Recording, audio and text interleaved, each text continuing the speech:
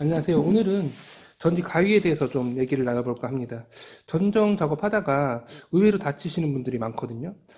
사다리를 타고 올라가서 작업하다가 떨어지시는 경우도 봤고, 그리고 무리하게 작업을 하다 보니까 어깨라든지 팔꿈치에 부상을 입으시는 경우도 많이 보았어요. 관절이 안 좋으신 경우에는 이 전정 작업하실 때 주의를 하시는 것이 좋습니다. 이게 가장 일반적인 전정 가위인데요. 이렇게 나무 가지를 잘라주시면 됩니다. 이거 같은 경우 손 아기 힘을 이용해서 작업하는 거기 때문에 그닥 무리가 없을 수는 있지만 작업량이 많다고 한다면 이렇게 수동 말고 전동으로 된 제품들이 있거든요. 그 제품들을 이용하면 좀 더 힘들이지 않고 전정 작업을 진행할 수 있습니다.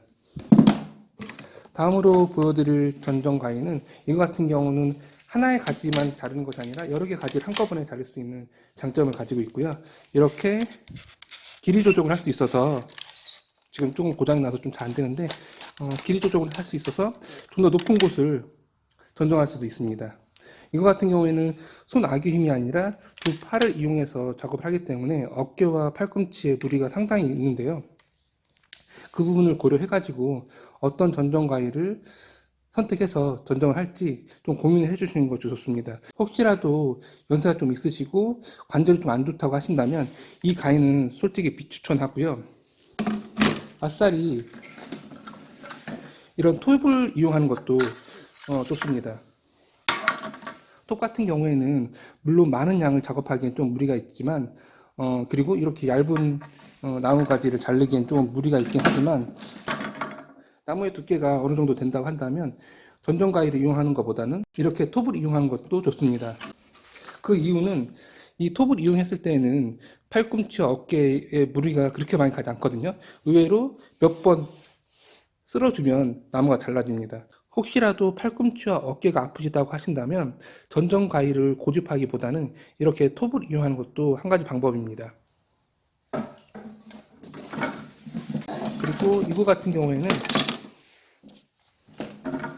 이렇게 손 아기 힘을 이용해서 좀 높은 곳을 자를 수 있는 전정 가위인데요.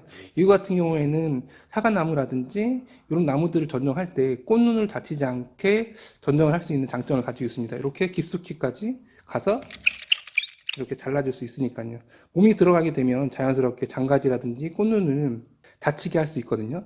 이 전정 가위 같은 경우는 그런 거를 조금 방지할 수가 있습니다. 다음으로 보여드릴 전정 가위는 예전에 한번 제가 소개시켜드렸던 전정 가위인데 톱을 이용하지 않고 이렇게 좀 두꺼운 가지를 자를 수 있는 조금 커다란 전정 가위입니다. 보여드리겠습니다. 지금 자른 나무가 워낙 건조가 된 상태라서 좀 잘리는 느낌이 좀 부자연스러운데 건조되지 않은 나무를 자를 때는 정말 부드럽게 잘 잘려집니다. 보기만 해도 튼튼하게 생겼죠. 크기도 크고요.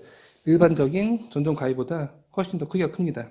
조금 높은 곳의 가지를 톱을 이용하지 않고 절단할 수 있다는 이점을 가지고 있습니다.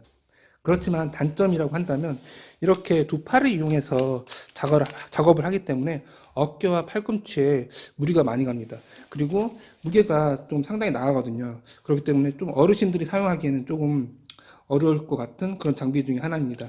다음 또 소개시켜드릴 전동 가위는 이게 사이즈가 커서 카메라 안에 다 잡히지 않는데요. 지금 보시면 이렇게 잡히네요. 이렇게 해서 아주 높은 곳에 있는 가지를 절단할 때 사다리를 타지 않고선도 이렇게 전정을 할 수가 있습니다. 사다리 올라가는 것은 저 개인적으로 아주 비추천하는데요. 그 이유는 사다리를 오르내리면서 다칠 염려가 충분히 있거든요. 그리고 특히나 작업을 하다 보면 그 의식이 좀 없어지는 것 같아요. 그 안전의식이라는 게 말이죠. 그렇기 때문에 저 같은 경우는 최대한 사다리를 타지 않는 선에서 전정을 하길 원하고요. 그리고 그런 상황이 벌어지지 않게 나무 수영을 만들어 주길 바랍니다. 다시 설명드리면 수영을 높게 잡으면 자연스럽게 이렇게 보시는 것처럼 사다리를 타게 되는 경우가 발생하고 또 아니면 이렇게 커다란 길다란 전정 가위를 이용해서 전지를 해줘야 되거든요. 그렇지만 텃밭 같은 경우에는 수확량을 높여서 수익을 높이겠다는 게 아니라 우리 가족 먹을 것을 수확해서 공급하겠다는 그 의미이기 때문에 수확량보다는 안전에 좀 유의를 좀 해주셨으면 좋겠고요. 그러기 위해서는 나무 수영을 낮게 잡아주는 것이 가장 좋습니다. 왜냐하면 이런 길다란 전동가위를 이용할 필요도 없을 뿐더러 사다리를 오르내릴 이유도 없으니까요.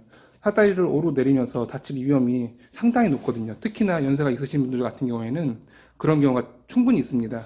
이 제품 같은 경우에는 사다리를 타지 않고 위에 있는 가지를 자를 수 있다는 장점을 가지고 있지만 무게가 상당히 나가거든요. 그래서 어르신들이 사용하기에는 좀 어려움이 있을 거예요.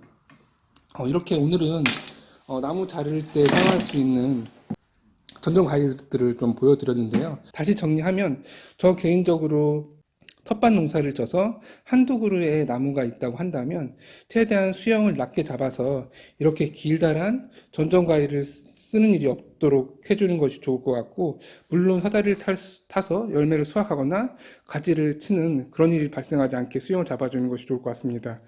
그리고 그렇지 않고 좀 더 높게 키우겠다라고 한다면 지금 보여드리는 장비들을 골고루 사용해서 안전에 유의해서 가지치기를 하시는 것이 좋습니다. 그리고 안전뿐만 아니라 가지치기를 하다 보면 어깨나 팔꿈치 부분에 부상을 입는 경우가 종종 있어요. 사용하지 않는 근육을 이용하다 보니까 근육에 경련이 일어나기도 하고요.